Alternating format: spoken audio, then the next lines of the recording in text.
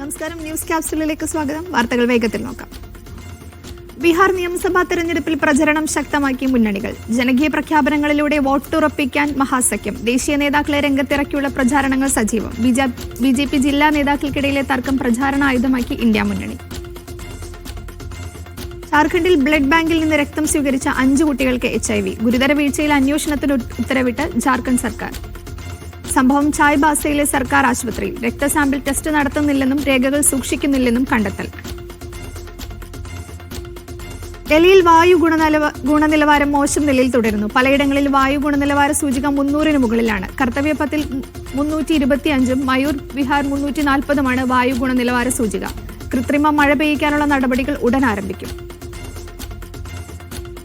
ഛത്തീസ്ഗഡിൽ 2 പേരെ മാവോയിസ്റ്റുകൾ കൊന്നു. ആക്രമണം മാവോയിസ്റ്റുകളെ പറ്റിയുള്ള വിവരം കൈമാറിയെന്ന് ആരോപിച്ചു. PM ശ്രീ പദ്ധതിയിൽ ഒപ്പിട്ടതിൽ എതിർപ്പ് തുടരാൻ CPI. ജനറൽ സെക്രട്ടറി D രാജ നേരിൽ കണ്ടിട്ടും CPM general secretary MA baby പുലർത്തിയ നിസ്സഹായ നിലപാടിലും CPIക്ക് എതിർപ്പുണ്ട്. എന്നാൽ ആരോപണങ്ങളോട് പ്രതികരിക്കേണ്ട എന്നാണ് MA ബേബിയുടെ നിലപാട്. ഇന്ത്യയിൽ 0 എൻറോൾമെന്റ് മാത്രമുള്ള ഏകദേശം 8,000 സ്കൂളുകളെന്ന് കേന്ദ്ര മന്ത്രാലയത്തിന്റെ ഡാറ്റ. കുട്ടികളില്ലാത്ത സ്കൂളിൽ 20,000 അധ്യാപകർ ജോലി ചെയ്യുന്നുവെന്നും കണക്ക്.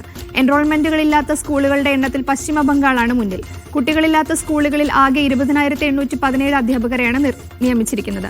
അതിൽ 17,965 അധ്യാപകരും പശ്ചിമ ബംഗാളിൽ. സർക്കാർ ജോലി വാഗ്ദാനവുമായി ഇന്ത്യ സഖ്യം. ബീഹാറിൽ ഇന്ത്യ സഖ്യം അധികാരത്തിലെത്തിയാൽ എല്ലാ കുടുംബങ്ങൾക്കും സർക്കാർ ജോലി നൽകുന്നതിന് 20 ദിവസത്തിനുള്ളിൽ നിയമം നടപ്പാക്കുമെന്ന് മുഖ്യമന്ത്രി സ്ഥാനാർത്ഥി തേജസ്വി യാദവ്. 20 മാസത്തിനുള്ളിൽ നിയമനങ്ങൾ പൂർത്തിയാക്കുമെന്നും അദ്ദേഹം പറഞ്ഞു. ഗഗാരിയ ജില്ലയിലെ ഗോഗ്രിയിൽ തെരഞ്ഞെടുപ്പ് റാലിയെ അഭിസംബോധന ചെയ്ത് സംസാരിക്കുകയായിരുന്നു അദ്ദേഹം.